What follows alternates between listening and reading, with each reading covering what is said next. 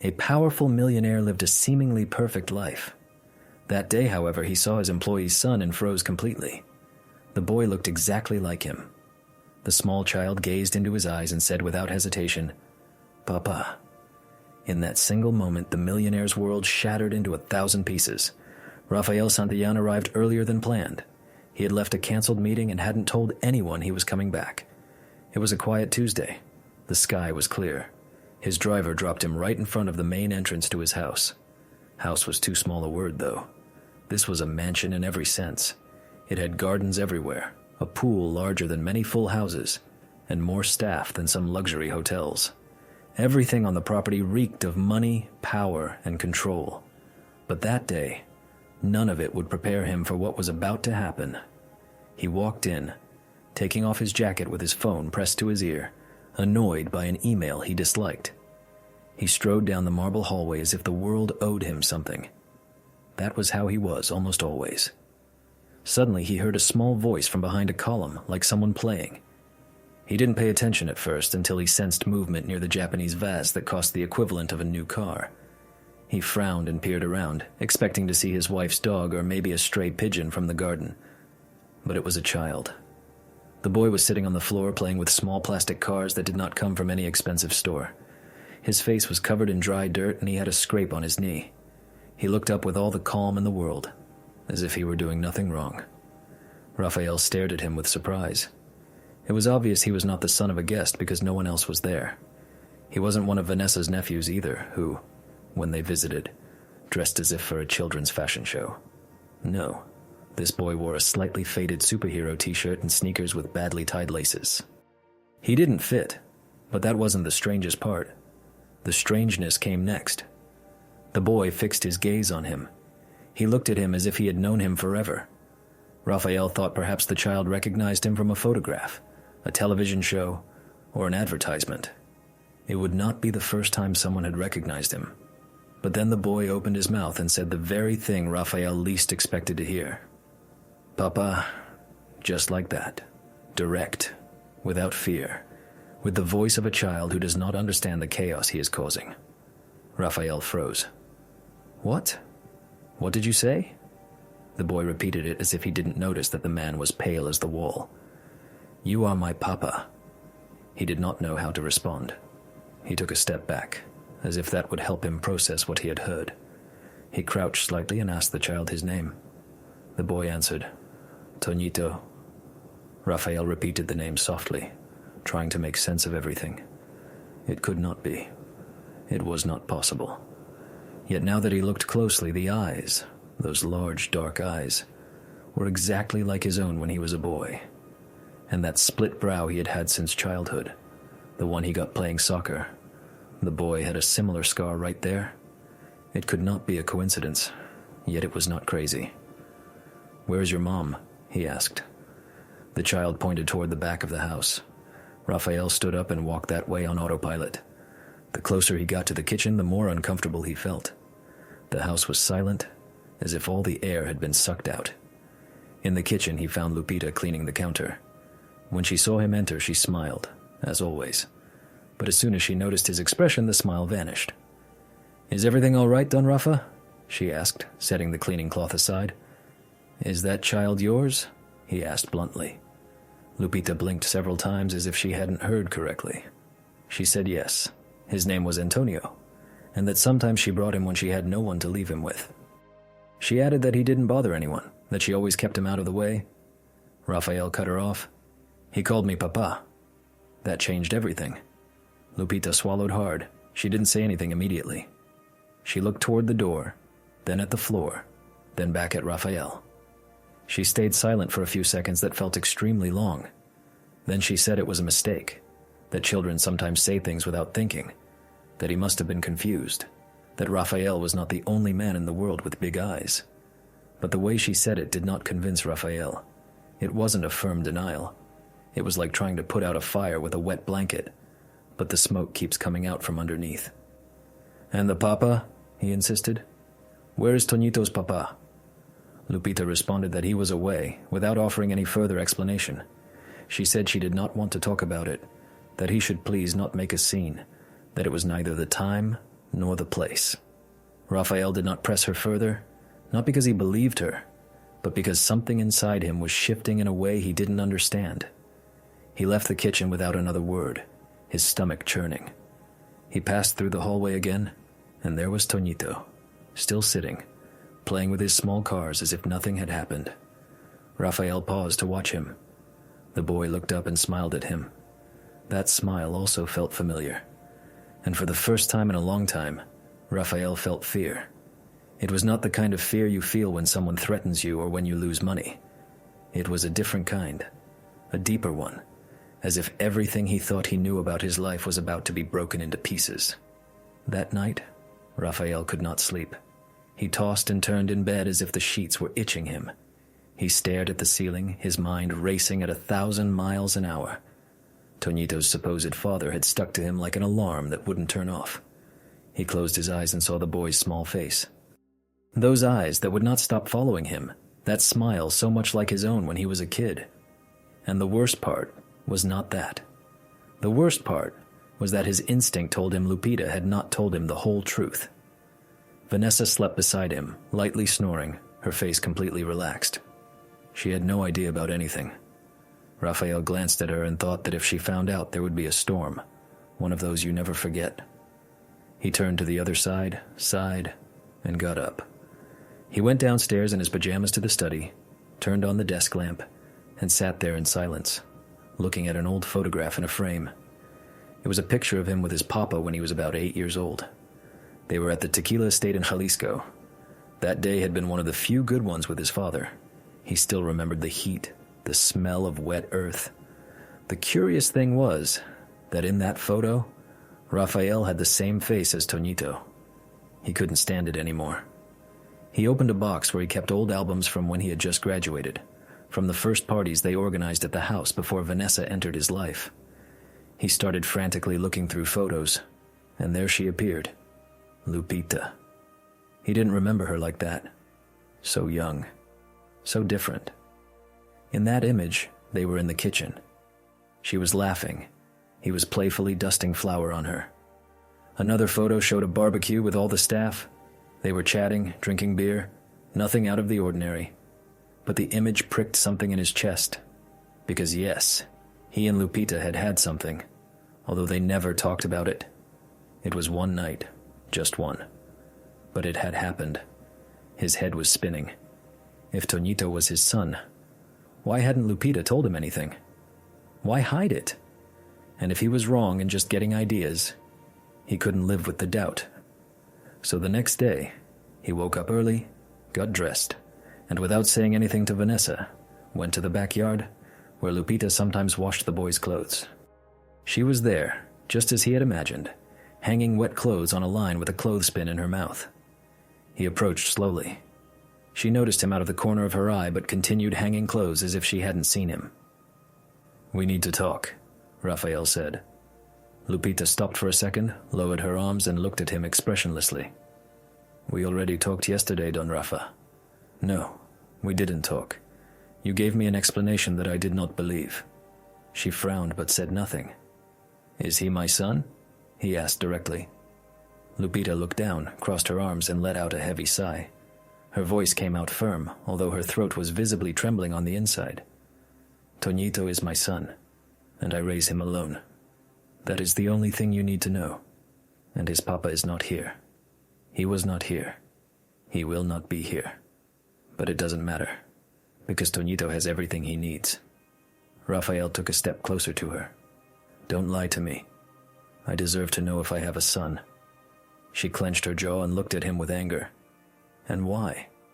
So you can bring him into your rich domain and use him to clean your conscience? So he can grow up feeling less because his mom was the maid? That's not it, Lupita. It's not about you or me. It's about him. He deserves to know who he is." She remained silent for a few seconds, then grabbed a towel and vigorously dried her hands, as if trying to wipe away her anger that way. "You have a wife, a life, a name. Toñito does not fit into that. It's that simple." Raphael did not reply. The truth hit him hard because he did have all of that, and he also had a lot of doubts he could no longer hide. Just then, Toñito appeared, running from the side of the garden. He was carrying a wrinkled drawing on a sheet of paper. He handed it to Lupita, but then looked at Rafael with a wide smile. "Are you coming to play?" he asked. Lupita bent down and stroked his hair. "No, my love. Don Rafa has things to do." Rafael looked down, feeling uncomfortable. He didn't know what to say.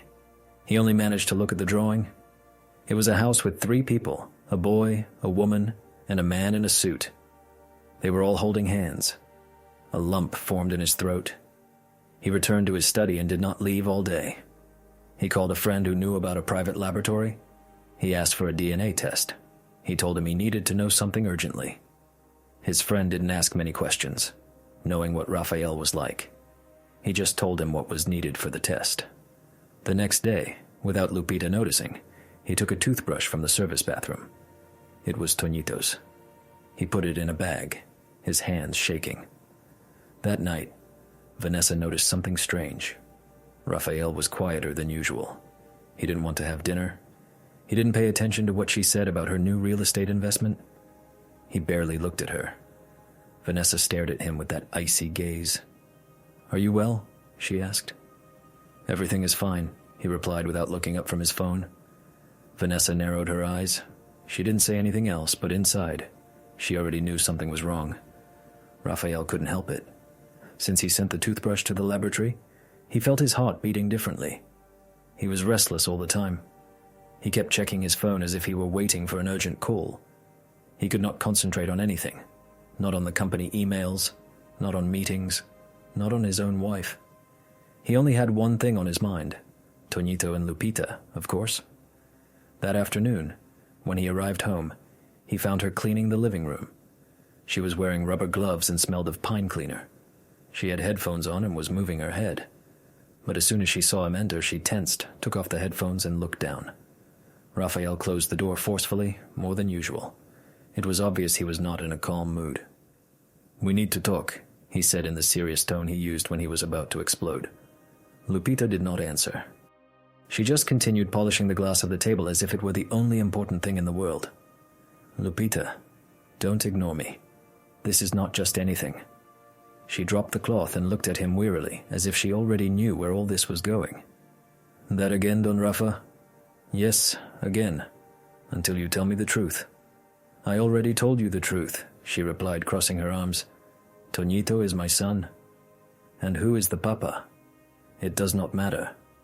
"And why did he call me papa?" "Because he is little. Because he saw you on television. Because he invents things." "I don't know." "Don't make a fool of me, Lupita. Do you think I don't see it? That child looks like me. It's like seeing myself when I was a boy. He even has my split brow." Lupita pressed her lips together and looked at him with rage.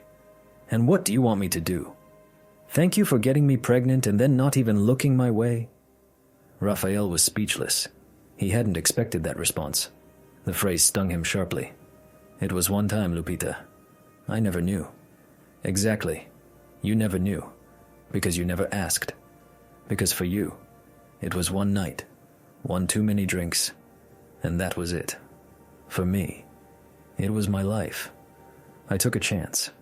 And when I realized I was pregnant, I did not want to get into trouble. I did not want to drag my son into a domain where I would be treated as the maid who slept with the boss. I am not like that. Perhaps not, but your people are. Your wife, your friends, your family. Or are you going to say they would have welcomed me with open arms?" Rafael looked down. He knew she was right. Vanessa was capable of making a scene just because someone sat incorrectly at her dining table. And that was saying little. "Then why are you still here?" he asked. "Why didn't you leave?" "Because I needed the job. Because I have bills to pay. Because I want my son to eat every day. Because this house feeds me, even if I have to swallow my pride every time I enter." There was a tense silence. The kind of silence where you feel that if you say one more word, everything will break. Rafael tried to calm down. He changed his tone. "I don't want to hurt you. I just want to know if he is my son. And I don't want you to put your hands in my life," she retorted. "Because even if he is your son, and I am not confirming that, mind you, you have not been here. You do not know what it's like to take him to the doctor, to wake up with a fever, to make sure he eats, that he lacks nothing. I did that all alone. Raphael felt something squeezing his chest, but he wasn't going to give up. I can take responsibility now. I'm not taking anything away from you. I just want to be a part of his life. I want to know him, to be with him. No, Don Rafa, it's too late for that. Toñito doesn't need confusion. He has enough as it is. And do you not think he deserves to know who his papa is? Lupita looked at him with eyes full of rage, but also of fear. She took a step closer. And if I tell you that you are his papa, what then? Do you take him away? Do you put him in a school for the rich? Do you steal him from me? Of course not, Lupita. I would never do that. I don't know. I don't know what you are capable of, and I am not going to risk it. Having said that, she turned around and went straight to the service room. She closed the door without looking back. Raphael was left alone in the middle of the sparkling living room, feeling the floor move beneath him. He sat down on the sofa as if he had been punched in the stomach. He wanted to scream, but he couldn't. The worst part was that he didn't know if he was angry at her, at himself, or at both of them. Days passed, and Lupita was not the same. She came to work as always, did her job, but she would not look at him. She did not speak to him more than necessary. If she crossed his path in a hallway, she would lower her head. Toñito no longer played in the garden. Now he stayed in the room watching cartoons on a phone. Raphael tried to approach a couple of times, but Lupita always took him away with some excuse. The distance grew so fast that they barely exchanged greetings anymore. But inside Raphael, the idea remained alive. Every time he saw the boy, he felt a pang in his chest, and every time he looked at Lupita, he felt a guilt he didn't know how to shake off. One day, he received a message from the laboratory. The analysis was ready. The result came in an attached file. He opened it without a second thought, and there it was, cold, clear, leaving no room for doubt. 99% compatibility. Raphael stared at the screen as if he didn't know how to read. Then he leaned back on the desk and let out the breath he had been holding for days. Toñito was his son. Vanessa was never one to keep quiet when something didn't add up. It showed on her face, even if she didn't say a word. For days now, she had a nagging feeling about Raphael. Something about him was strange. He didn't touch her the same way. He didn't pay attention to her. He barely spoke to her. He spent all his time in his office or looking at his phone as if waiting for a miracle. And she was not foolish. She never was. She knew when a man was hiding something. The problem was that Vanessa was not just any wife. She was not one of those who cry in silence or pretend to be crazy. No. She was the kind of woman who would find things out, who would get involved wherever necessary to maintain control. And it wasn't for love. It was for her domain, her name, her lifestyle. She was not going to lose it for any child or any small employee. One morning, while Raphael was taking a shower, Vanessa took advantage. She entered his study without a sound. She checked his desk, his inbox, his trash bin, and even his browser history. She found nothing there, but in the bottom drawer, hidden under some agreements, she found the printed sheet from the laboratory. Her mouth went dry when she read the heading, Paternity Test. She sat down and read everything from top to bottom, a confirmation of 99.99%. The analysis left no room for doubt. Raphael had a son, and it was not with her. She remained motionless for a moment with the paper in her hand, as if she had been slapped. But she did not cry. She did not scream. She did not make a drama. She simply stood up. She left everything exactly as it was. She fixed her hair in front of the mirror and went down to breakfast as if nothing had happened. That day, she was kinder than ever. She prepared coffee for Raphael, smiled at him while he glanced at the newspaper, and even asked him if he wanted them to do something over the weekend. Raphael, still lost in his own thoughts, barely looked up. He told her he had a lot of work. Perfect, she replied with a smile that did not reach her eyes. But inside, Vanessa was already moving the pieces. She was not going to allow a story like that to ruin everything she had built. She came from a family that did not forgive mistakes. Her papa, an old politician with dangerous friends, had taught her since she was a child that power is not shared. It is taken and guarded with tooth and nail. As soon as Raphael left, Vanessa called someone from her private phone. "I need you to get me information about a woman who works here at the house. Her name is Guadalupe. I don't know her last name, but she is the one who cleans the kitchen and sometimes brings a child. Find out everything, and don't take long." On the other end, a trusted contact assured her that she would have what she needed in a few hours. Vanessa hung up, poured herself a glass of wine, and sat on the terrace to check her social networks. Everything about her looked normal, but inside, she was boiling. That afternoon, everything arrived in her email. Full name, address, history, medical data, even a photo of Lupita leaving the Social Security Institute with the child. Vanessa saved the file and smiled. She had exactly what she needed. The following night, she waited for Raphael to go out. She told him she was going to dinner with a friend, but instead, she went directly to Lupita's house. It was an old building in a working-class neighborhood. She went up the stairs in heels as if she were walking in a fashion show. She knocked on the door firmly. Lupita opened it, surprised. She had not expected to see the boss's wife standing there at her door with the face of an angry queen. "May I come in?" Vanessa asked, not taking her eyes off her. Lupita did not know what to say. She stepped aside and let her pass.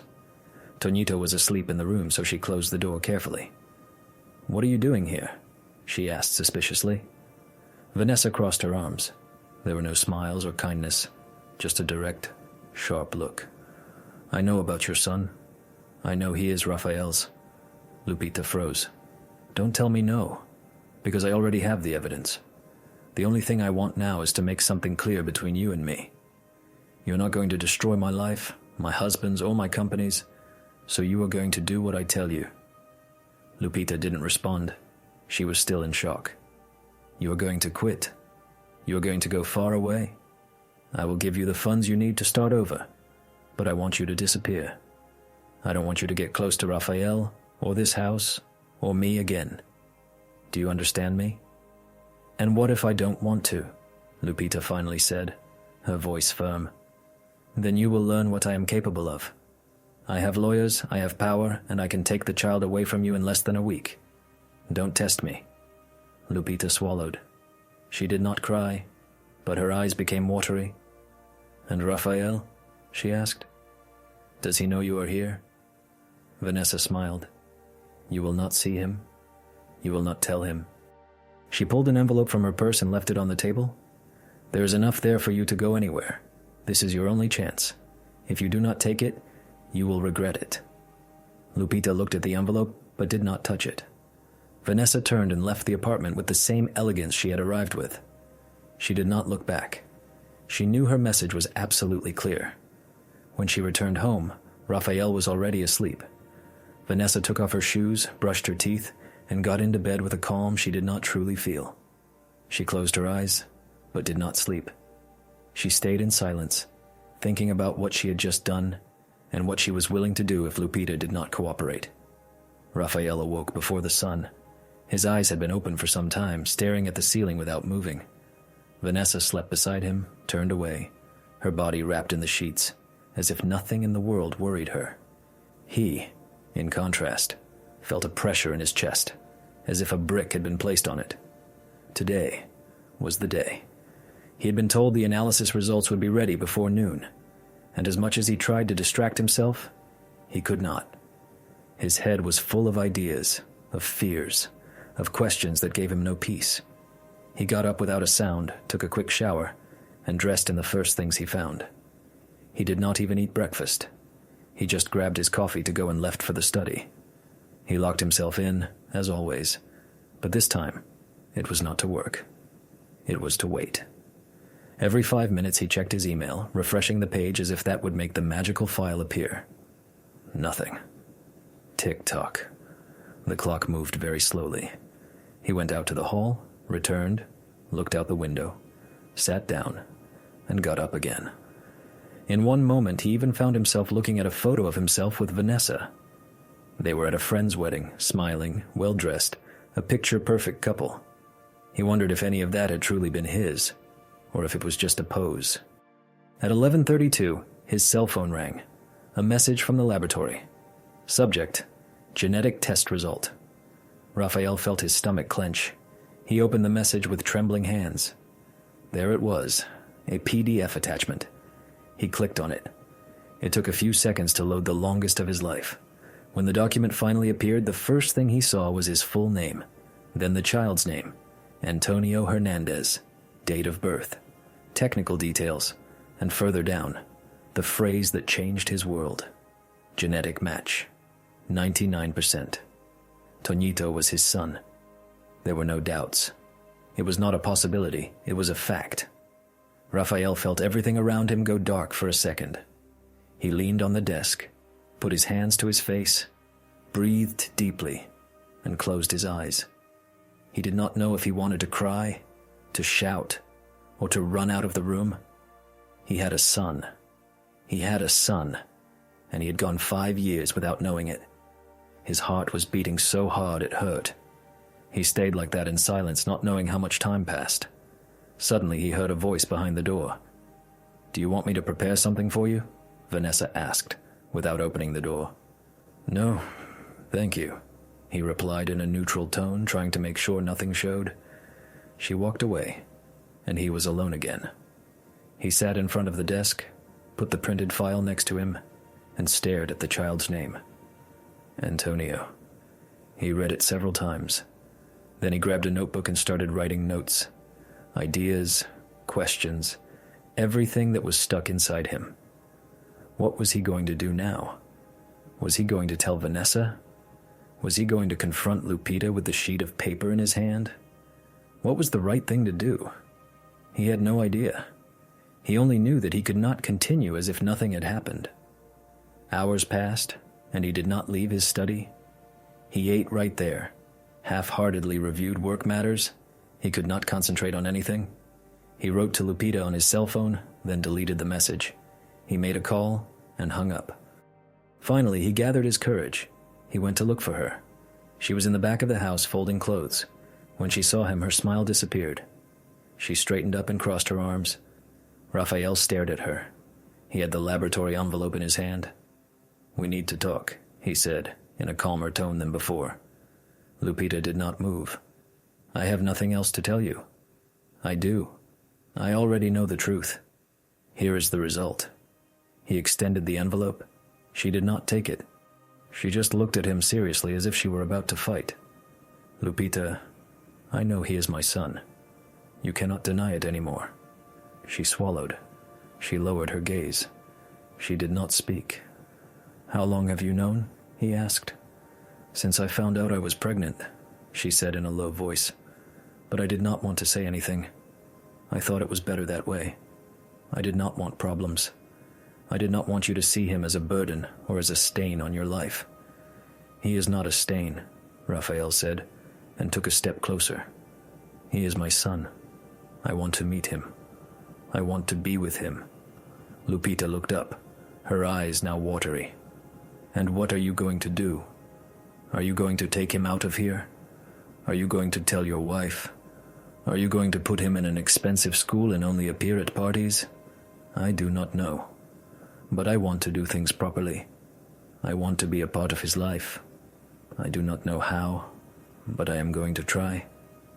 Lupita said nothing. She just wiped away a tear with her sleeve. Then she looked toward the house. Raphael understood. This was not the place to keep talking. "Can I see him?" he asked with fear, as if asking permission for something sacred. "He is asleep," she said. "But yes, you can see him tomorrow, if you are truly willing." "I am," he replied without thinking. That night, Raphael locked himself in his study again. He looked at the framed photo of his childhood.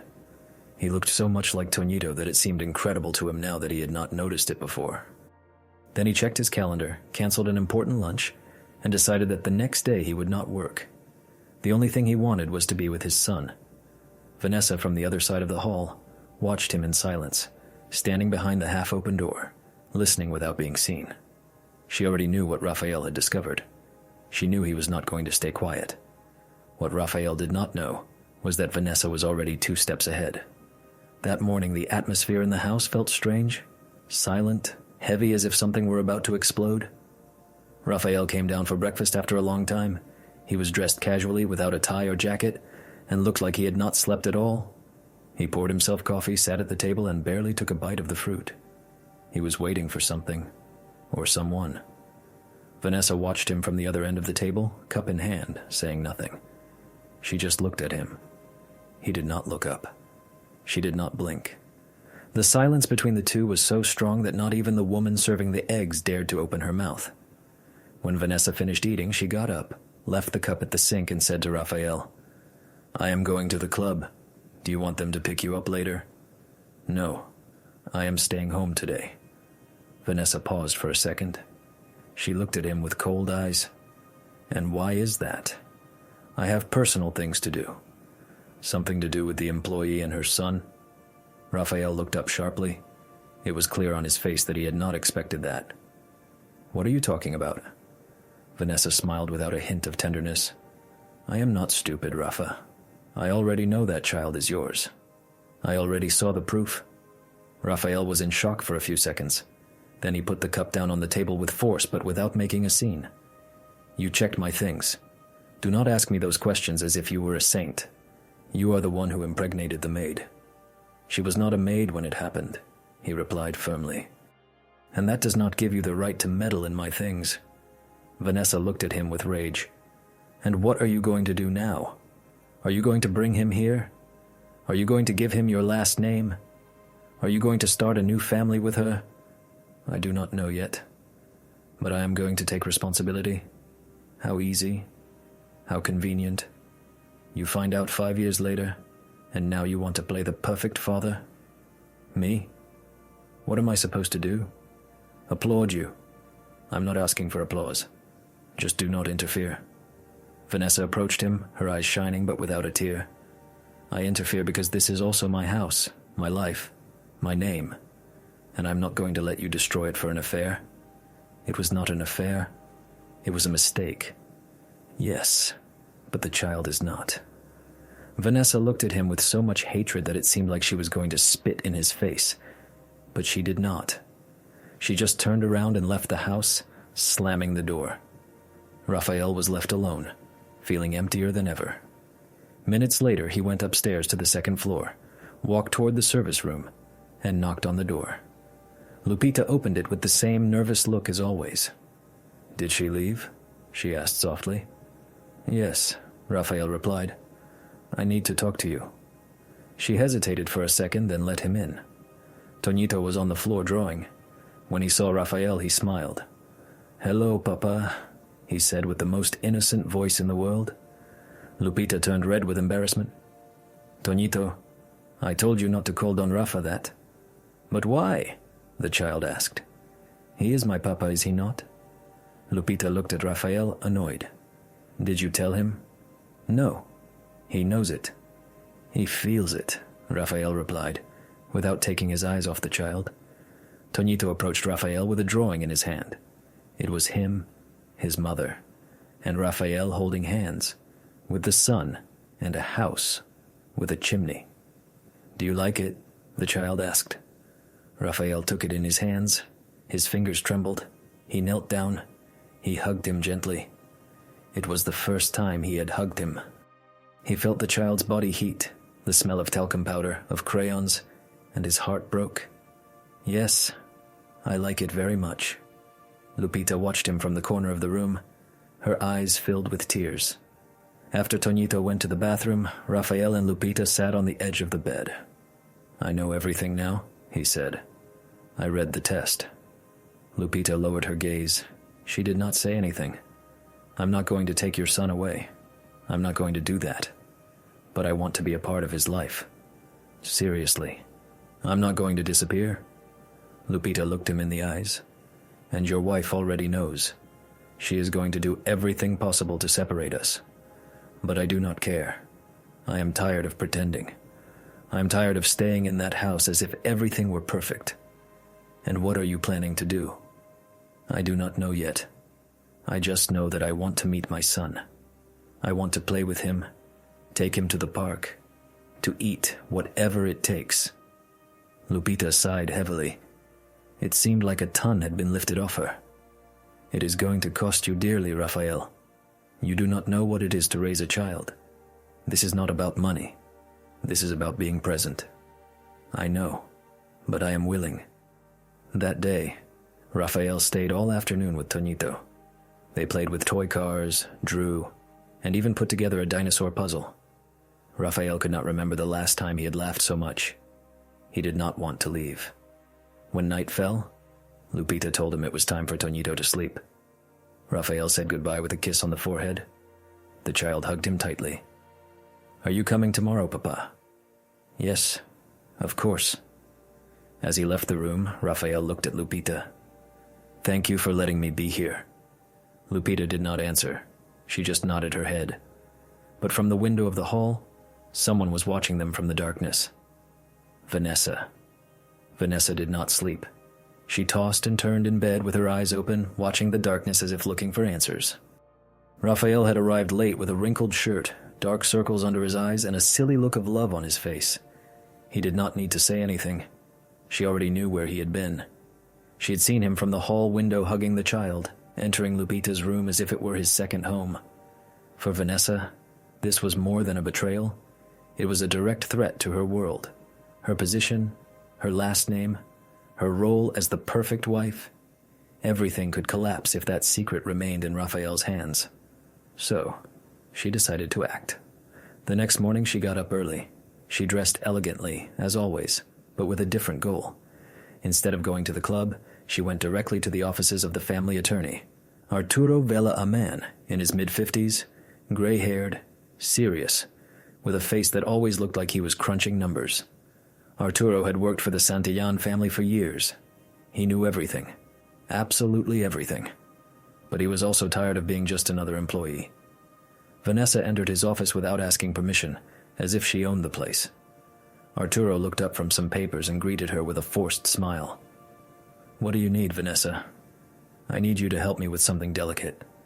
Very delicate." Arturo looked at her intently.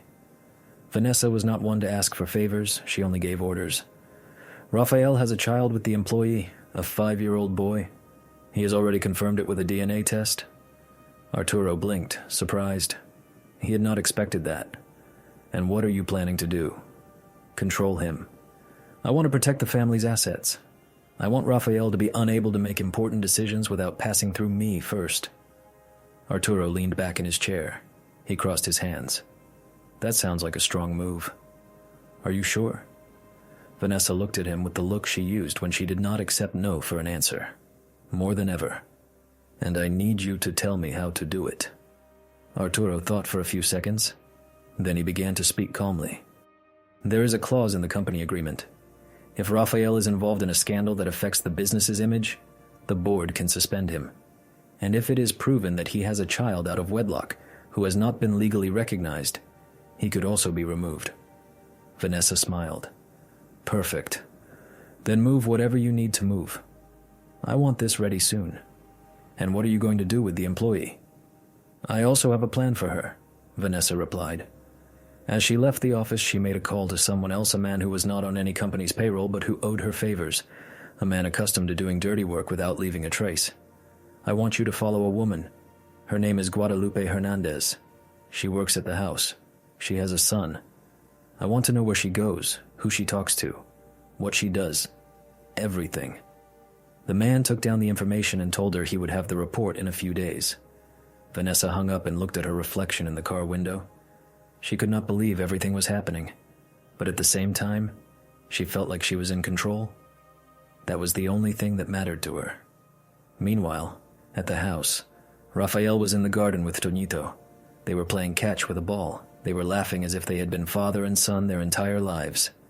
Lupita watched them from the door, nervous, but also with a smile that she had not worn for years. Suddenly, Raphael received a call. It was Arturo. "We need to talk. It is urgent." Raphael went to his study and closed the door. Arturo explained that the company board was reviewing some documents that could affect him. They had received an anonymous complaint about a possible unacknowledged son. Raphael froze. "How did they find out?" "I do not know," Arturo said, feigning surprise. "But if this comes to light, They can remove you from the board. If Vanessa puts pressure on, they could even freeze your accounts." Raphael remained silent, biting his lip. "Thank you for letting me know," he said. Then he hung up. He did not know what to do. It was as if everything were slipping out of his hands. He got up from the chair and went straight to talk to Lupita. "We have to talk. We can no longer hide. Vanessa knows everything. She is starting to move against me and against you." Lupita's eyes widened, scared. "Against me? What do you mean? Someone is looking to get you out of here. I do not know what else she intends to do." Lupita turned pale. She grabbed Toñito and hugged him tightly. "I do not want to lose him, Rafa. I do not care about the money. I do not care about your name. I just want my son to be well. He will be. I swear it to you." But Raphael did not know that at that very moment Vanessa was already one step ahead. That night, in her personal office, she emailed a copy of the DNA analysis to a journalist she had made deals with before, a man who loved scandals involving the rich. She wrote a few words: "Exclusive story, confidential, verify and publish the secret." Now it was in the hands of someone who only wanted to see the world burn. Raphael did not sleep for a second. He tossed and turned in bed as if he had fire in his body. There was only noise in his head. Vanessa's threat, Arturo's warning, Lupita's fear, Toñito's little face smiling as they played in the garden. All of it mixed up like a tornado that would not let him think clearly. When the clock struck 5 in the morning, he got up. He went to the bathroom, splashed water on his face, looked at himself in the mirror, and asked himself what the hell he was doing with his life. His entire existence revolved around a lie, an empty marriage, a luxury house that did not feel like his own, a company that was swallowing him alive. And in the midst of all that, this child he barely knew, but who had moved his world with a single word: Papa. He came out of the bathroom, resolute. He went down to the study, turned on the computer, opened a new file, and began to write a letter. It was not for the company or for Vanessa, it was for Toñito. A simple, honest letter. He explained that he had loved him since he found out he existed, even if it was late. He planned to fight to be with him. He wanted him to know, one day when he could understand everything, that his father had not given up. He saved the letter and printed it. Then he went to the closet and took out a box he had kept hidden for years. His passport was there, some papers, some savings that no one else knew about. He put them in a small backpack. Then he changed his clothes, jeans, sneakers, a t-shirt, something comfortable. No more suits. When he went upstairs again, Vanessa was already awake, dressed as if she were going to give a conference. They crossed paths on the staircase. She looked him up and down. "Are you going out like that?" "Yes." "Where to?" "To set things right." Vanessa crossed her arms. "And what are you going to do?" "Go live with the maid." Raphael looked at her seriously. He did not shout. He did not argue. He just said, "I am going to do what I should have done from the beginning. Acknowledge my son." Vanessa clenched her teeth, but she contained herself. "If you do this, you will lose everything. The company, your last name, your place in this house. Then I do not care." "And me?" she asked. "What about me?" Raphael sighed. "You and I have nothing left. This stopped working a long time ago, Vanessa. We only stay together out of habit and out of fear of what others will say. But no more." She froze. She did not expect him to drop her like that without shouting, without drama, but with a firmness she had not seen in years. Raphael went downstairs, grabbed his car keys, and left the house without looking back. He arrived at Lupita's apartment a little before 7. He knocked softly. She opened the door, looking surprised, wearing her pajamas, her hair up. Toñito was still asleep. "Is everything all right?" she asked quietly. "No, but I'm here to fix it. Did something happen?" "Everything. But I no longer want to keep hiding. I want to be a part of his life. I want to fight for him. If you let me." Lupita remained silent, her face a mix of fear and emotion. She said nothing. She just let him in. They sat at the kitchen table. Raphael took out the letter and gave it to her. It is for him. For when he grows up. But I want him to know from now on that I am not going to disappear." Lupita read the letter in silence. When she finished, she wiped away barely contained tears with the sleeve of her sweater. "And what are you going to do about Vanessa?" I told her the truth, that I no longer want to be with her, that I do not care about losing everything. The only thing that matters to me now is Toñito and the company. If I have to sell my share, I will. I have savings. I can start from scratch. I am not afraid. What I am afraid of is not being in my son's life." Lupita looked at him, still with doubts, but something in her face changed. It was as if she finally believed he was serious. "And if she sues you," she asked, "then let her. I will defend myself. If she wants a war, she should get ready. I'm not afraid of her anymore." That day, Raphael stayed with them all day. They ate breakfast together, watched movies, played bingo. They laughed. They talked about silly things. For the first time in a long time, Raphael felt at peace. Not as a businessman, not as a husband, as a father. In the evening, when Toñito fell asleep, Raphael and Lupita went out to the hall to talk. They sat on the stairs. "I am not asking you. Let us be together," he said. "Just let me be here.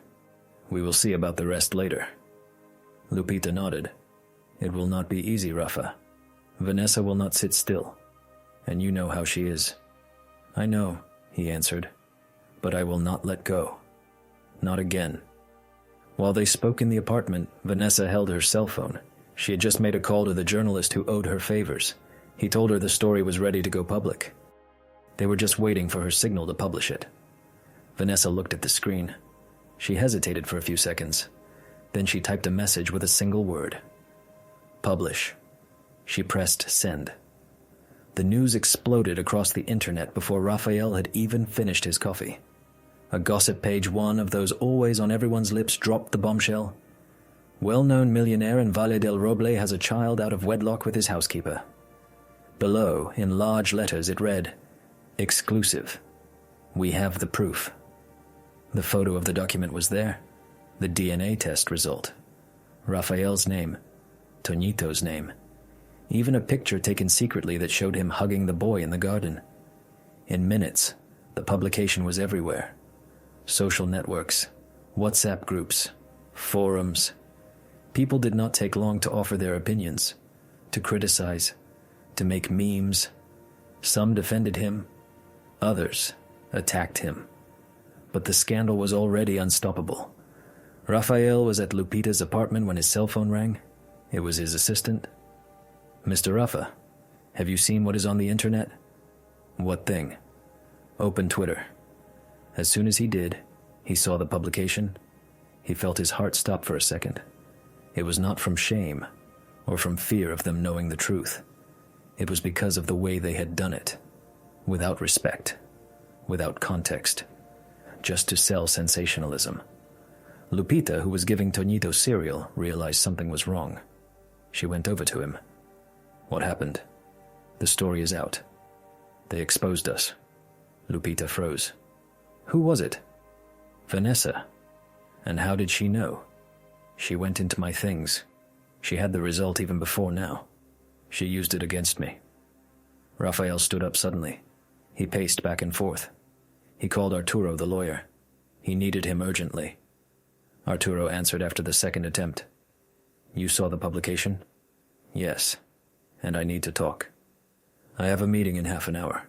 Can it be later?" "No, it is urgent." A long pause. "Fine. In my office in 1 hour." Raphael hung up. He put on a jacket and left like a lightning bolt. Lupita tried to stop him. "And what are you going to do?" "What I have to do." When Raphael arrived at Arturo's office, the man was already waiting with an unfriendly face. He let him in. He closed the door and went straight to the point. "This is serious, Raphael. Very serious." "I know, and I want to know what my options are." "They will want to remove you. They have already been moving things. Since yesterday. The board received a copy of the scandal before it went out on the networks. Someone prepared everything for this to be a clean, sudden fall, without a chance for defense. And what part do you play in this, Arturo? I am your lawyer. Truly. Raphael stared at him, his jaw tight. Something did not feel right. Arturo was too calm, too calculating. What are you hiding from me? Arturo sighed. He adjusted his jacket and let it out. Vanessa asked me for advice a few days ago. She offered to let me remain as the main advisor if you lost your place in the company. She offered me more money, more power. And you accepted? I accepted, Raphael, because you are not the same anymore. You are distracted. You are involved in things that will destroy you, and I am not going down with you.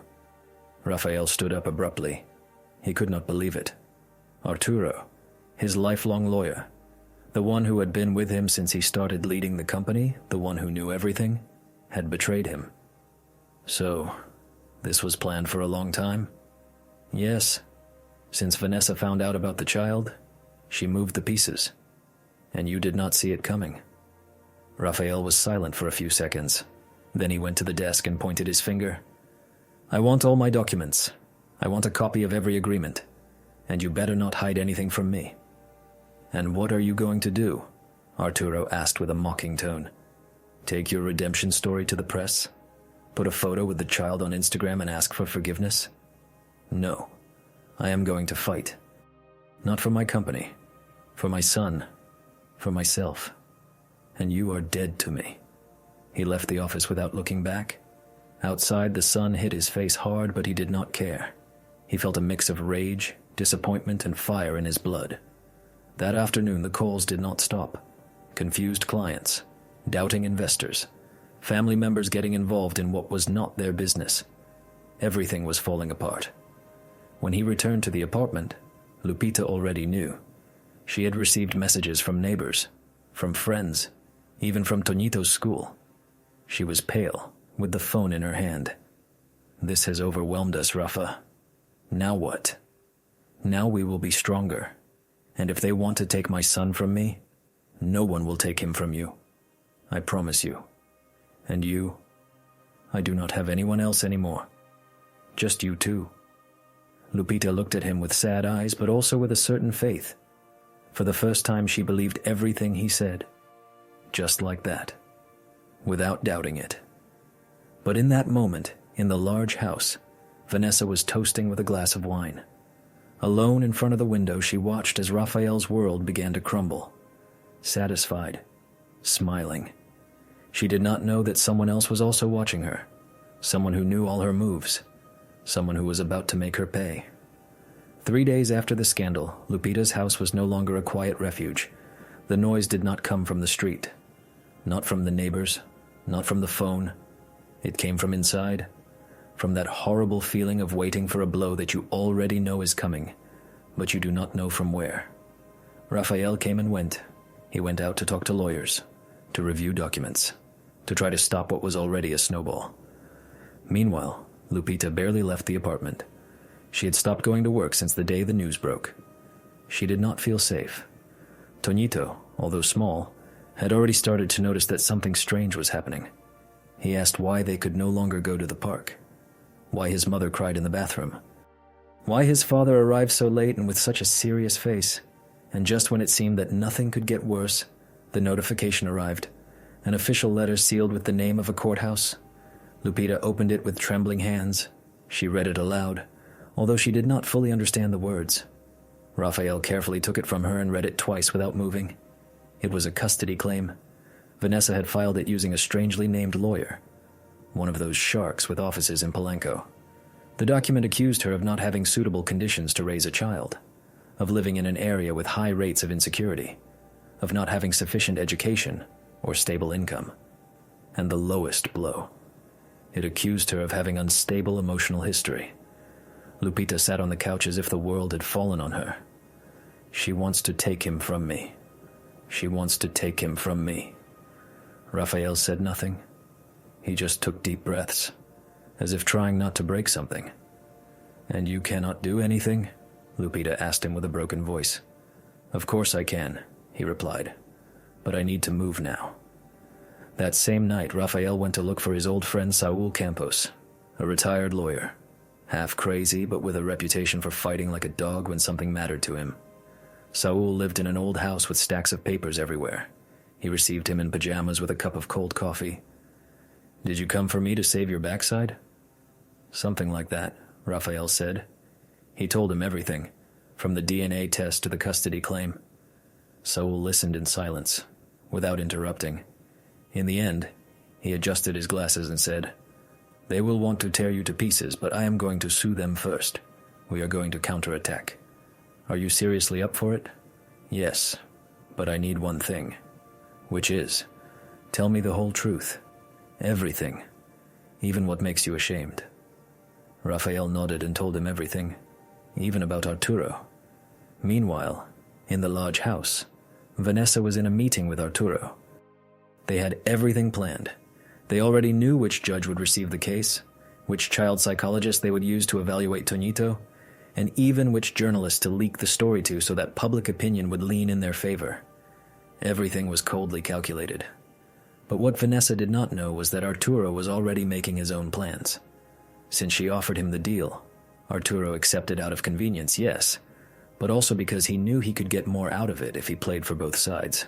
And now, seeing that Raphael was not going to give up, he began to think that perhaps he had bet wrongly. That afternoon, Arturo called a contact of his from the civil registry. He discreetly requested some documents. Then he called another lawyer from the company and asked if the other partners were calm, or if there was noise from the scandal. That same lawyer, without meaning to, dropped a bombshell on him. "It seems there is movement to remove Vanessa as well." "What?" "One of the investors does not want any more public quarrels, and if this keeps growing, they could ask her to also step aside. Not just Raphael." Arturo froze. Vanessa was a bomb. But she could also be a burden if things got out of control. Perhaps the time had come to let her go. The next day, Raphael and Saul arrived at the courthouse to respond to the claim. The plan was to file a counterclaim for defamation and legal manipulation. Additionally, they were going to request an investigation into the leaks of private documents. Saul was a shark. He knew exactly what strings to pull. In the courthouse hallway, Raphael ran into Vanessa. She was impeccably dressed, with dark glasses, as if she were a soap opera actress arriving to give statements. She approached with a false smile. "Did you read what I asked for?" "Yes, and we already filed the response. You are going to lose, Raphael. You are not prepared for this war. And you think I am going to let you touch my son? He is not your son. Not legally. I can make him disappear on paper, and you know it. But not in his heart." Vanessa looked at him with rage. She was speechless. Then she turned and left with a firm step. But inside, she was no longer so sure. That night, Lupita could not sleep. She was sitting on the bed with Toñito embraced beside her. He was breathing calmly. She stroked his hair, thinking about everything that could happen. She was afraid, yes, very much so.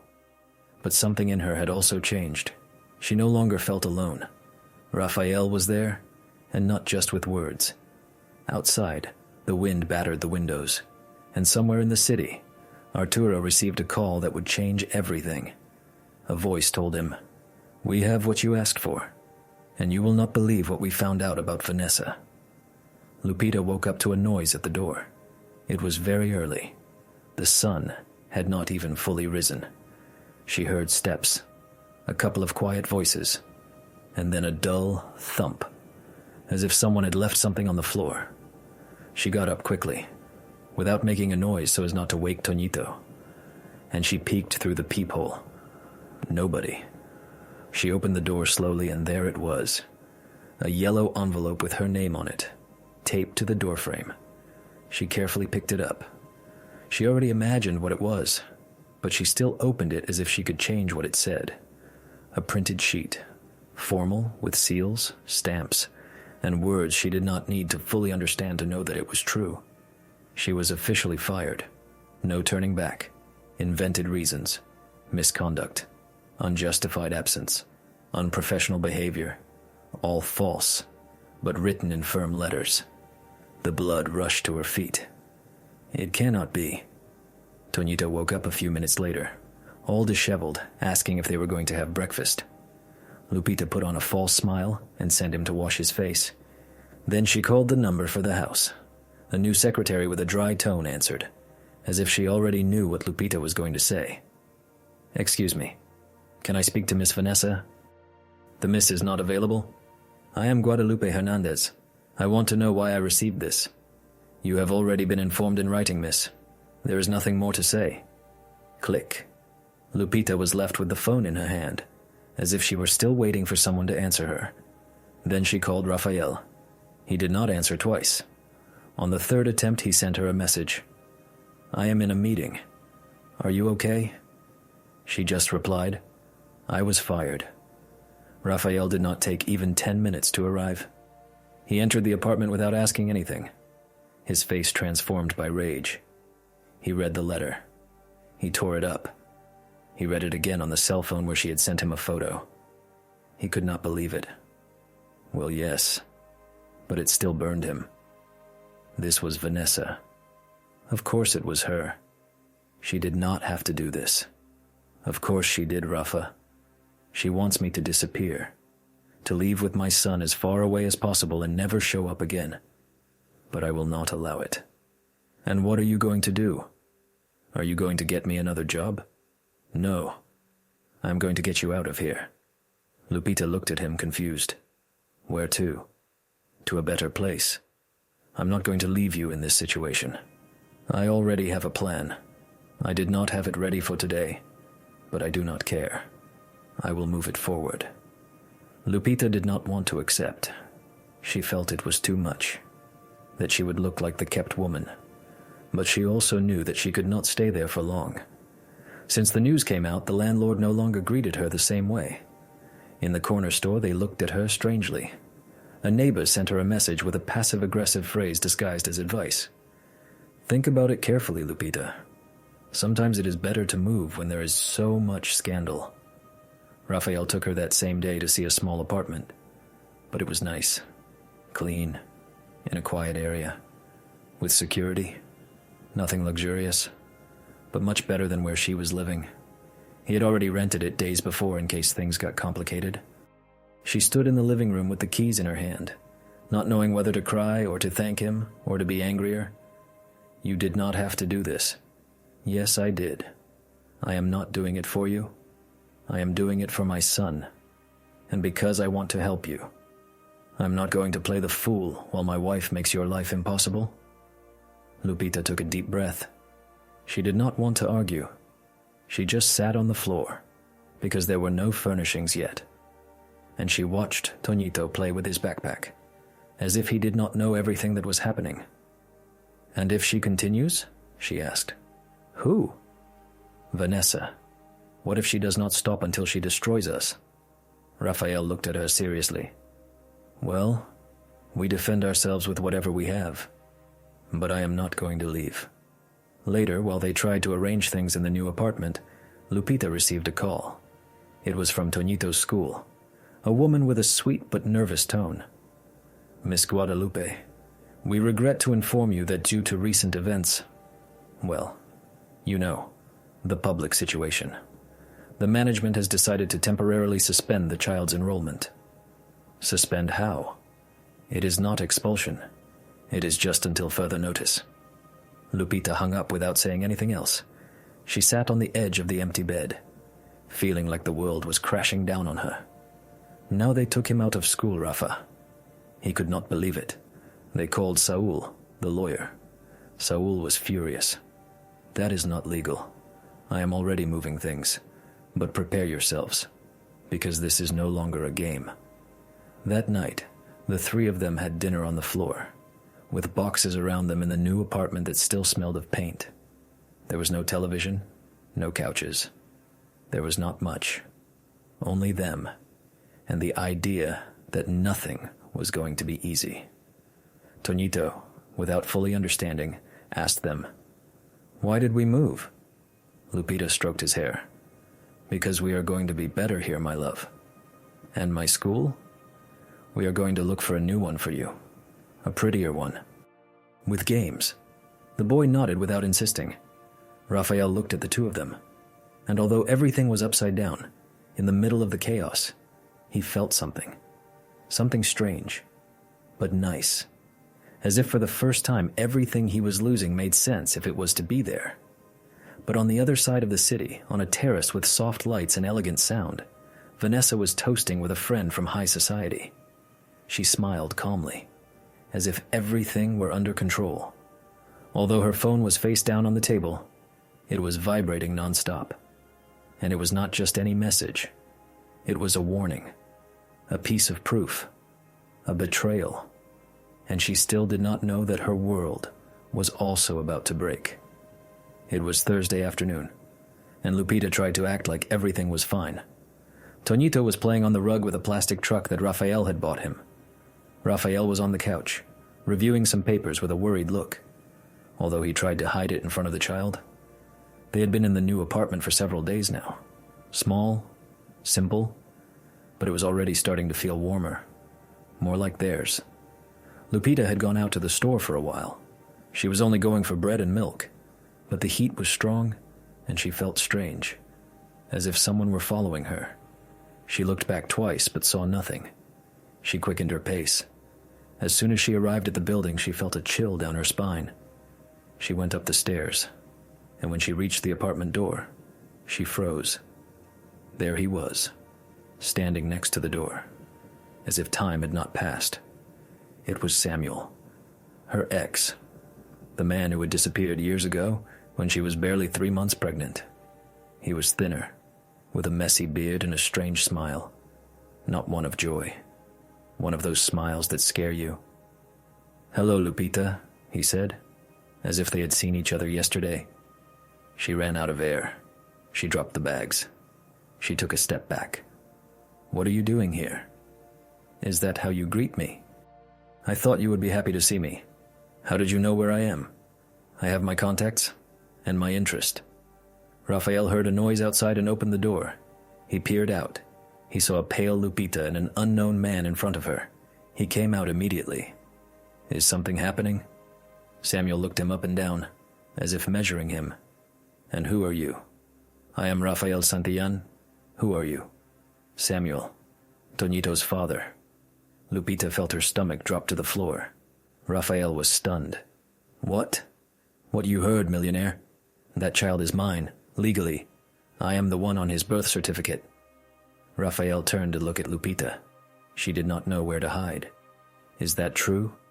She could not speak. She just nodded, her eyes full of fear. "When he left, I did not know what to do," she finally said. "And when Toñito was born, I had to put a name down. I did not want him to grow up with nothing, so I put him, even though he was no longer here." Samuel smiled mockingly. "What a nice detail, right?" "And why are you returning now?" Rafael asked, his fists clenched. "Because I found out that the child is now news, that you are the biological father, that there is money, that there is a fight. And well, I was interested in returning. I am due something, right?" Rafael took a step forward. "If you have come looking for money, you can get lost. I did not come to look. I came to claim. That child is legally mine. And if I want to, I can take him. I have rights." Lupita pushed him. "You do not have anything. You left and never came back. And that cancels you out of the certificate." Rafael could not take it anymore. "Who sent you? Who paid you to come?" Samuel raised an eyebrow. "What makes you think someone paid me?" "Because this smells like Vanessa from miles away." Samuel shrugged, as if saying, "Think what you want. I just came to warn you that I am here. See you soon in court." He turned around and left calmly, as if nothing had happened. As if he had not just dropped a bomb at the apartment door. Rafael entered the apartment in a fury. Lupita locked the door. Both were in shock. "Is he really on the certificate?" Rafael asked. "Yes," she said softly, "but it was only to give him a surname. I never thought he would return. I never thought this would happen. That gives him an advantage. If he goes to court, he could—" Rafael did not finish the sentence. He did not want to say it in front of Toñito. He could what? She asked, her voice breaking. Take him from you. Lupita sat on the bed. Her body was trembling. He will kill me if that happens. He does not know what it is to have a life. He does not know what Toñito needs. He cannot take him from me. Rafael approached her. He put a hand on her shoulder. It is not going to happen. I swear it to you. I'm going to move everything I have to move. But we are going to fight this together. Lupita looked at him. She did not have the strength to thank him. But in that moment, in his voice, she heard the promise that would keep them fighting. There was something new in her eyes. It was courage. She was not going to let a ghost from the past take her son as if he were just furniture. That night, Samuel was seen entering a downtown bar. He carried nothing more than a backpack over. In her eyes, there was something new. Courage. She was not going to let a phantom from the past take her son as if he were a piece of furniture. That night, Samuel was seen entering a bar downtown. He only carried a backpack over his shoulder and a phone that kept making a call. He sat at a dark table. Shortly after, Vanessa came through the back door. She sat across from him and passed him an envelope with cash. Good job. This is just the beginning, he replied. Exactly. The real blow comes later. Both of them smiled. The plan was already in motion. At first, everything seemed ordinary. It was a Friday like any other, or so it seemed. The sun was strong. The heat was pressing on the buildings. Rafael had left early to talk with his lawyer, Saul. Saul had secured an appointment with a judge who could help them with the matter concerning Samuel. Lupita stayed at home with Toñito, who was somewhat bored, playing with his old toy cars. Since he had been taken out of school, he spent his afternoons wandering around the apartment, drawing or asking when he could go back to his friends. It won't be long, my love, Lupita would say, trying to sound certain, but inside she was not. She felt tired, constrained on all sides. She was afraid even to go out and take out the trash. Since Samuel had returned, she hadn't felt peaceful for a second.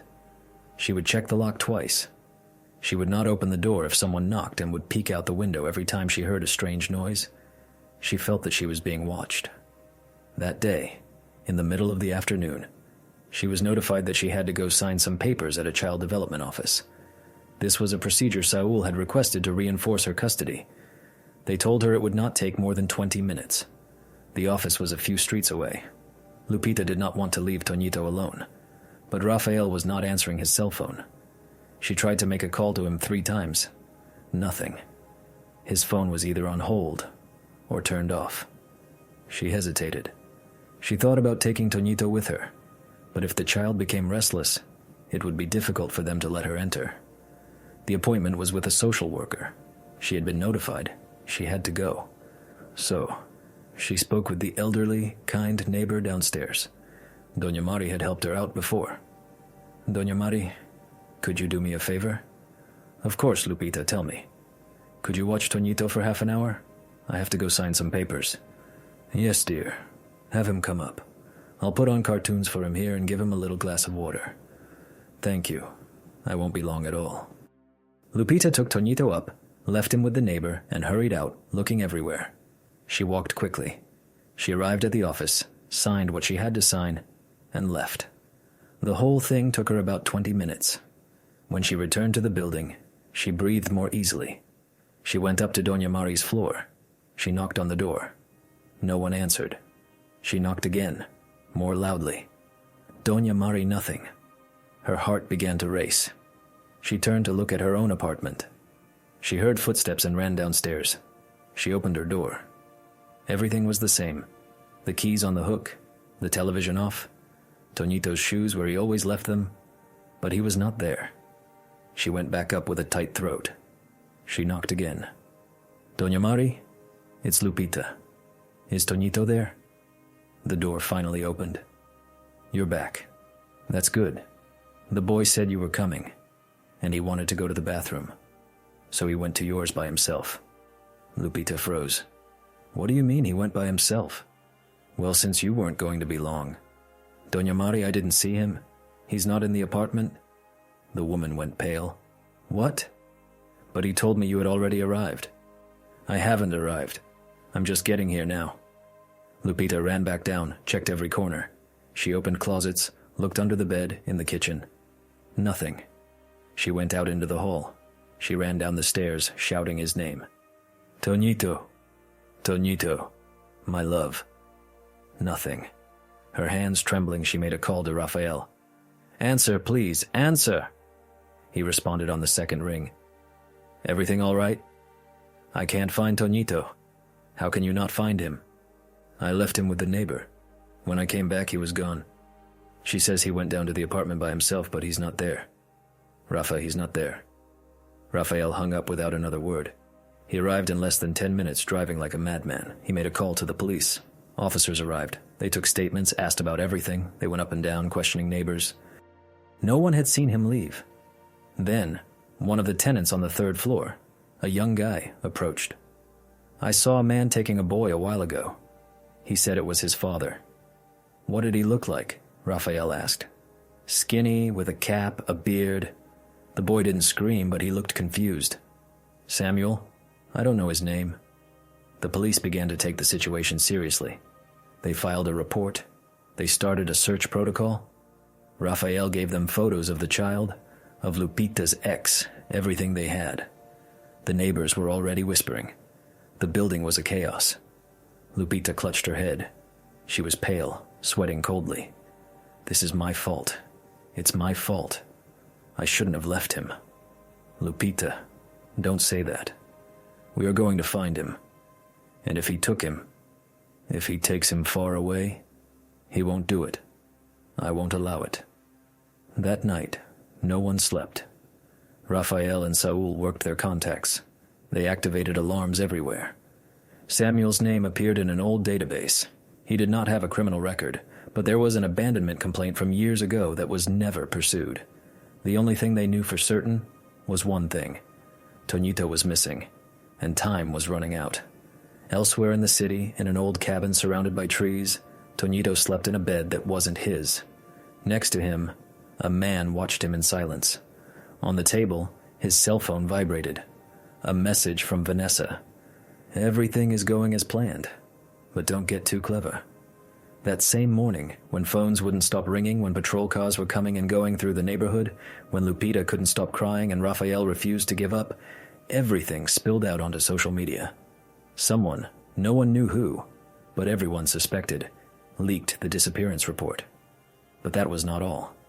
Within minutes, the networks began to fill with photos of Toñito.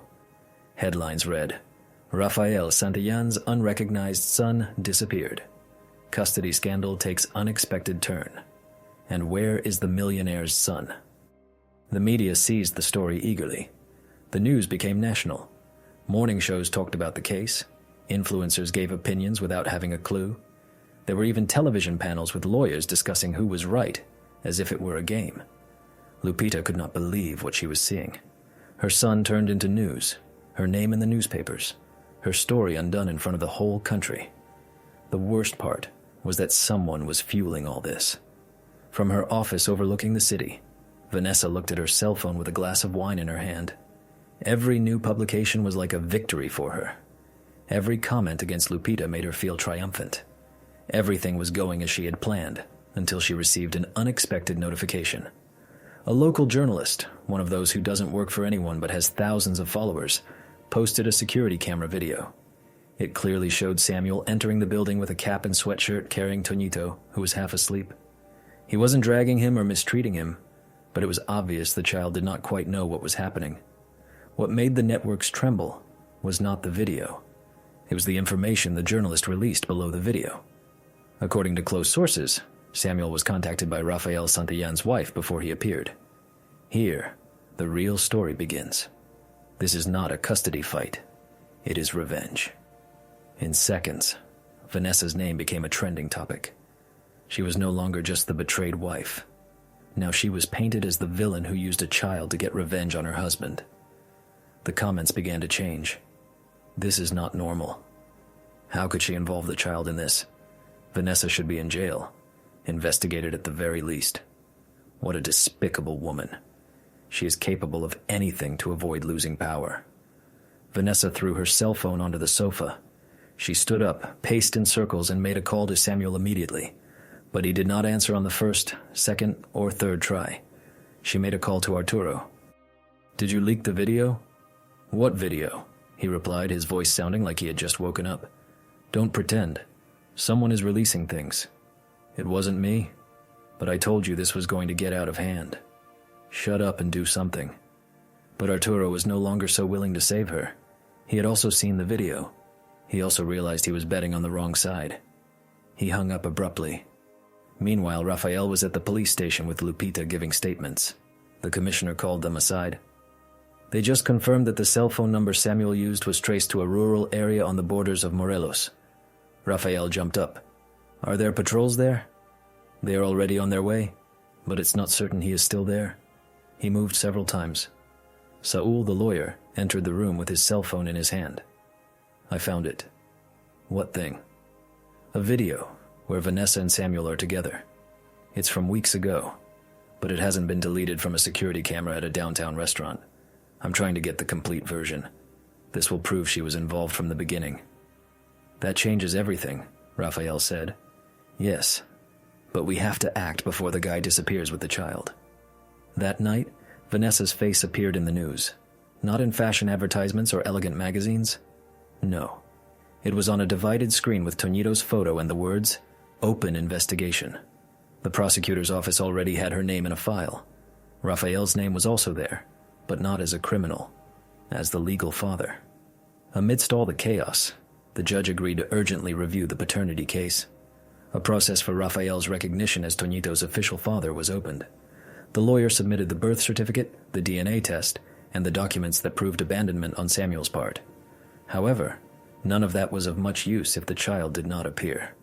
That morning, while Lupita tried to sleep even a little, Rafael remained sitting, staring at the ceiling. He could not take it anymore. He did not understand how they had come so far. He just wanted to hug his son.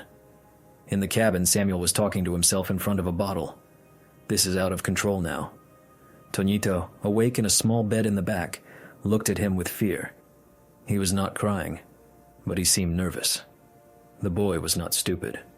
He was beginning to realize that this man was not his father, and what no one knew was that the child, in silence, had already begun to make a plan to escape. That morning was the longest of all. Lupita did not close her eyes for a second. Rafael was the same. The phone wouldn't stop making a call.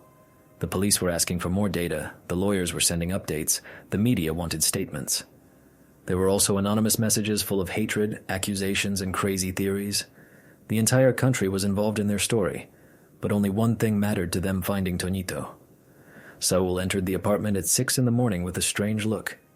He did not bring bad news, but he did not bring good news either. He brought something more unusual. "We found something that doesn't add up." Rafael stood up immediately. "What?" "A camera at a gas station in Cuernavaca captured an old car with covered license plates. It looks like the one we believe Samuel used. But the curious thing is that this car does not appear on any other camera afterward, as if it had vanished." "What? Are you saying someone took him off the route we had controlled? That someone helped him? And that someone knows how to avoid being tracked?" "Vanessa, it could be. But it could also be that Samuel is acting on his own. Now, what we do have is this." Saul took a crumpled sheet of paper from his backpack. It was a letter written in childish handwriting with spelling mistakes in blue ink. "What is that?" "A worker at a store in Tepotlan found it discarded behind the counter. He said a child entered the place alone, went to the bathroom, and then disappeared before they could ask him anything. When checking the trash, they found this." Rafael read it in a low voice. The handwriting was clear, like that of a 6-year-old boy. "My name is Toñito. I'm with a man who says he is my dad, but he is not. I'm in a house with trees. There's a brown dog and a red bicycle. I want to go back with my mom." Rafael felt his chest break. Lupita heard him from the corner and covered her mouth so as not to scream. "It's his handwriting. It's from my son." Saul did not waste time. "I have a contact in Tepoztlan. We are going there now." Rafael did not hesitate. He grabbed his keys, threw a jacket over himself, and left with Saul. Lupita wanted to go, but Saul was clear. "If he sees you, he might panic. Let us do this right." The journey was an inferno. Traffic was heavy, and the heat felt like punishment. But Raphael did not say a single word. He just gripped the steering wheel as if he were ready to tear down walls. They arrived at the town near noon. They began to ask in stores, diners, streets. They showed the letter, the photo of Samuel, the one of Tonito. No one knew anything, until a woman in an apron approached. "Are you looking for a man who walks strangely and a small child?" "Yes, you've seen them. About 3 days ago they passed through here. They bought bread and some instant soups. The boy didn't talk much. He just looked around." "Do you know where they went?" "Toward the mountain, along the old road. There are some cabins there that tourists use, but not all of them are registered. Some are abandoned." Raphael and Saul did not waste time. They drove up the dirt road.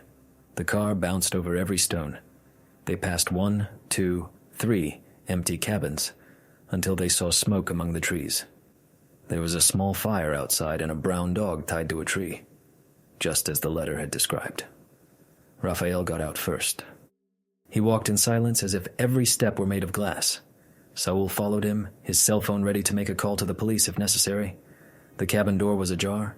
Raphael pushed it open carefully, and there was Tonito, sitting on the floor, hugging a backpack, looking at the door as if he knew someone was coming for him. As soon as he saw him, his little eyes filled with tears. "Dad!" Raphael could not hold back. He ran toward him. He hugged him, lifted him, kissed him on the forehead. "I'm here, champion. You're fine now? You are with me now?" Tonito cried in silence, holding on tightly to his neck. Saul quickly checked the place. No one else was there. "Where is Samuel?" he asked. "He went out," the child replied. "He said he was going for food, but he's taking a long time." Raphael did not let go of him.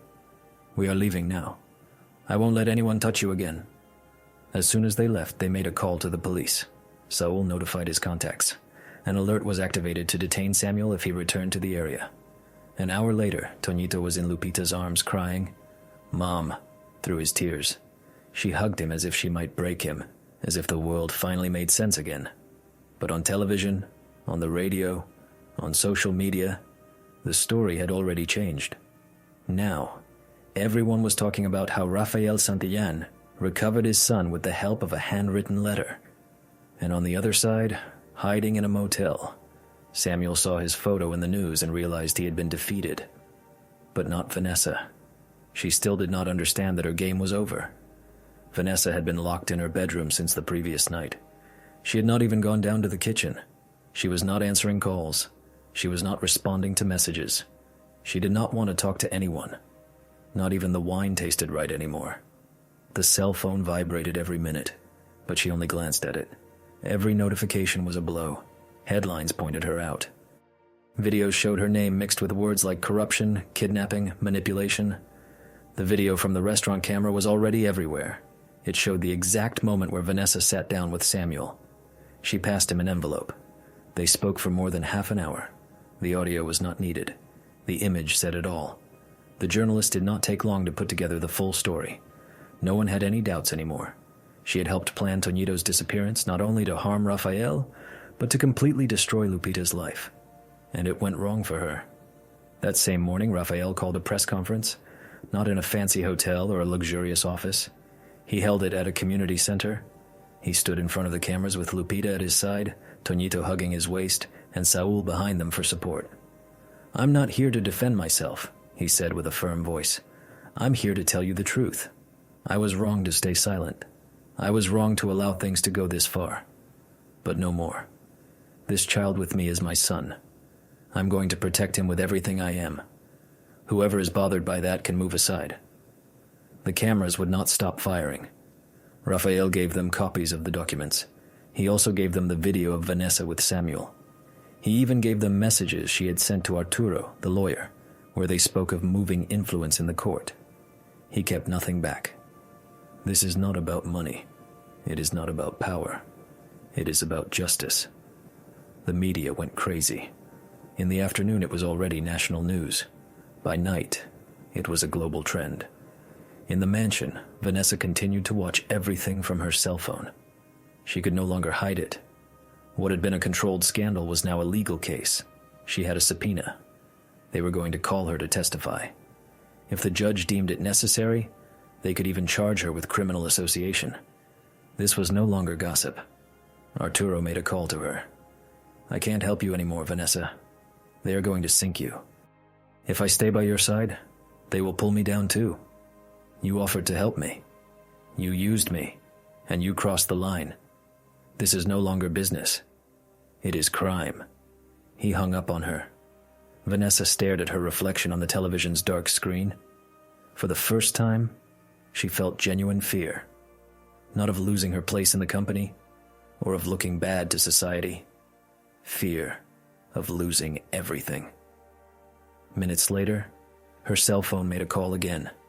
This time, it was her father, that old politician who had always supported her, who had made calls for her all her life. He yelled at her. "What were you thinking? Getting involved with a child? With a legal case? You've sunk all of us." She tried to explain, but it was useless. He hung up on her too. The fall had begun. The company where Raphael and Vanessa were partners was full of senior partners, big investors, people who only cared about numbers and reputation. They already understood that Vanessa was a problem, so they started to move one by one. They began to withdraw their vote of confidence. They summoned her to a private meeting to discuss her continuation. She went, still dressed like a queen, in her very expensive suit and her serious face. But she no longer had that power from before. They looked at her differently. No one stood up to greet her. No one defended her. The senior partner, Don Carlos Gutierrez, told her directly, "We need you to resign. If you don't do it, we will. Are you going to fire me for protecting my family? You are going to be fired for using the name of this company for revenge, for causing harm, for staining the name of everyone who works here." Vanessa swallowed. For a moment she thought about fighting, yelling, but she knew she had no resources left. She picked up her bag, stood up, and left without saying anything. She walked out of the building wearing dark sunglasses, but this time, it was not to look elegant. This time, it was to hide the trembling in her eyes. She was no longer anyone, not a wife, not a partner, not a queen. That same night, Raphael saw her for the last time. It was in a courthouse hallway. She was leaving after signing a legal document. He was entering to officially record Toñito's provisional custody. They crossed paths. She looked at him with empty eyes. "You enjoy seeing me like this?" Raphael did not respond immediately. Then he just said, "No, it doesn't make me happy. It makes me sad. You caused all of this, and you lost much more than a surname. You lost respect." She did not cry. She did not yell. She just stood still. She knew he was right. She turned around and left. That was the last time she was seen in public. 2 months passed since everything exploded. 2 months that felt like an entire year. The story no longer. The papers carried the story. The scandal eventually died down. The media found new gossip to chase, and people forgot about the case, as always happens, which just days before had been the most important thing. But for Raphael and Lupita, those 2 months were something else. They were a time of rebuilding. The new apartment already had curtains. They were cheap, but pretty. The living room still lacked a sofa, but Toñito had his bed, his toy cars, and his clothes folded in new drawers. There was peace. The place was not luxurious or large, nor did it have a view of the forest, but it was a home, a real one. Raphael no longer wore a suit. Now he went out in jeans, sneakers, and plain t-shirts. He cut his hair shorter, kept a light beard, and he looked different, lighter, more real. He sold his share of the company, everything. He did not do it out of spite, but for his well-being. He no longer wanted to be involved in that world. He did not want to play the role of the big shot anymore. He had just enough money to live comfortably, the right amount. With those funds, he bought a small cafe on a corner in the San Geronimo neighborhood. It had round tables, mismatched chairs, and the smell of freshly baked bread. It was not elegant, but people came in, they stayed, and they returned. And that was enough. Lupita worked there too. She did not want to accept at first, but Raphael insisted. He told her, You are not my employee. You are part of this." She did what she knew how to do, cooking, organizing, welcoming people with comfort. Raphael took care of the coffee, the cash register, and chatting with the clients. People did not recognize him, and if they did, they said nothing. Now he was simply Rafa, the guy from the corner cafe. Toñito started at a new public school. It was simple, but it had caring teachers and children his age. It was a little difficult for him at first. He had nightmares some nights. He would wake up saying he did not want to go with any man. Lupita would get into bed with him and hold him tight. Raphael also stayed by his side until he fell asleep again. Little by little, the nightmares went away. Now Toñito left school with a smile. He had paint stains on his sweater, folded drawings in his backpack, and the smell of sunshine. He now said, "Papa," with confidence, without fear, without looking at his mother to see if it was all right to say it. One ordinary afternoon, while they were wiping down the tables in the cafe, Raphael asked Lupita, "Did you ever imagine this?" "Imagine what?" "Us. Like this." She thought about it. "Never. But it feels good. Are you happy?" Lupita looked at him without answering right away. She wiped a little coffee foam from his arm and said, "I am calm, and that is worth more than anything else." That night, Raphael and Toñito put together a puzzle of animals on the apartment floor. Lupita watched them from the kitchen preparing hot chocolate.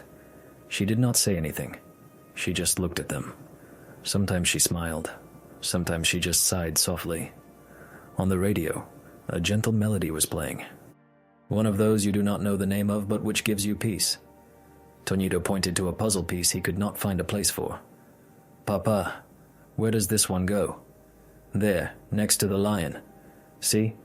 The lion always takes care of his own, just like you take care of me." Raphael stayed silent. He hugged him tightly. "Yes, champion." Just like that.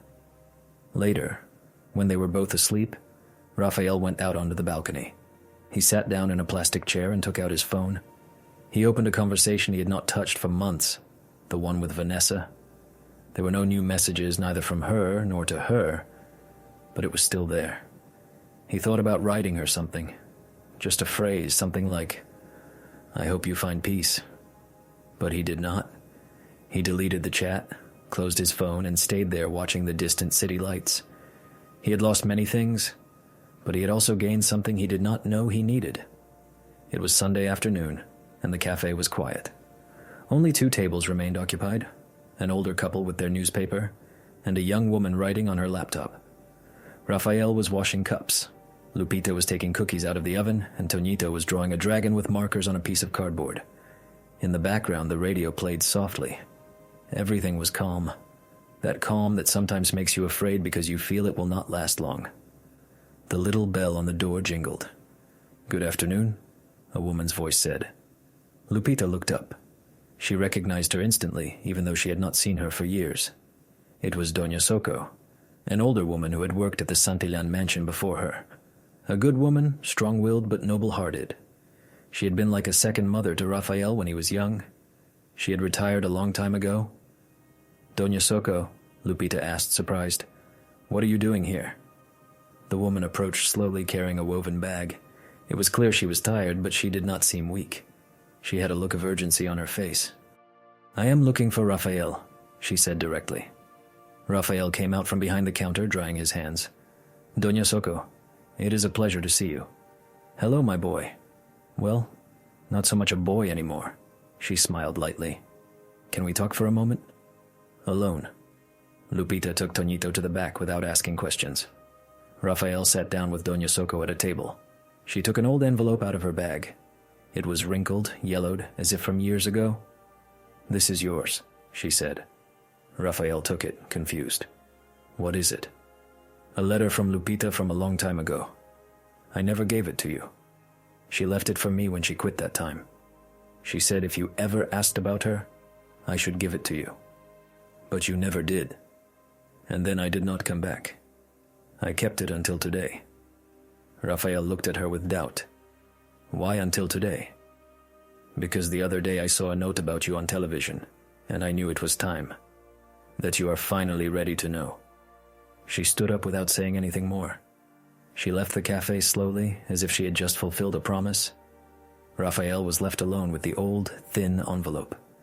He opened it. Inside, there was a handwritten sheet of paper. The handwriting was Lupita's, younger, a little shaky. He began to read. Rafa, if you are reading this, a lot of time has passed. I am not writing to ask you for anything or to complain, only to let you know something I never dared to tell you in person. Toñito was not the first. Raphael felt the color drain from his face. Before him, when we were young and did not know what we were doing, I got pregnant once. I did not tell you because you were already with Vanessa and because I could not handle everything. I was alone, scared. My family helped me, but they could not support the child. I gave him up for adoption. It was a legal process with a good couple. I never wanted to know more. I just wanted him to have a better life, one I could not give him. All I have left is to ask for your forgiveness for not telling you. Maybe I never should have hidden it, but at the time, I thought I was doing the right thing. If you ever care, if you ever want to look for him, I would understand. Just do not hate me for this. Raphael stared at the letter for several seconds. He could not move his hands. His heart was beating so hard he felt his chest would burst. He had another son, one he never knew, one who was given up for adoption before Toñito, one who was no longer a child. He must be at least 18 or 19 years old now. Where would he be? Who raised him? Does he know he was adopted? Does he know about him? Does he know about Lupita? Raphael went to the back of the cafe. Lupita was wiping Toñito's mouth. I need to talk to you, he said, the letter in his hand. She looked at him. She understood in seconds. You read it? Yes. Why did you not tell me? Because I was afraid? Because it was a different time? Because I thought that if I said it, everything else would break? And why did you not look for him? Because I thought I should not. Because I signed papers where I promised not to. It was a closed adoption. I never knew his name, only that he went with a couple from Guadalajara. I never heard anything again. Raphael took a deep breath. He was not angry. He was full of questions. Do you think he... I do not know. Maybe he does not even know he was adopted. Or does he? But he does not know who we are. I only know that that piece of me and you is out there. And that hurts me. Raphael was silent. That night, while Toñito slept in his room, Raphael and Lupita sat on the living room floor with a couple of cold cups of coffee in their hands. Are you going to look for him? She asked. Raphael took a long time to answer. I do not know. But if he ever looks for me, I want to be ready. Outside, the street was quiet. The cafe was closed, and the city noise was low. And in the middle of that silence, Raphael looked at Lupita. I swear to you, if that boy ever appears, I will not let him go. She took his hand. They did not say anything else because sometimes stories do not end. They just wait for the next chapter.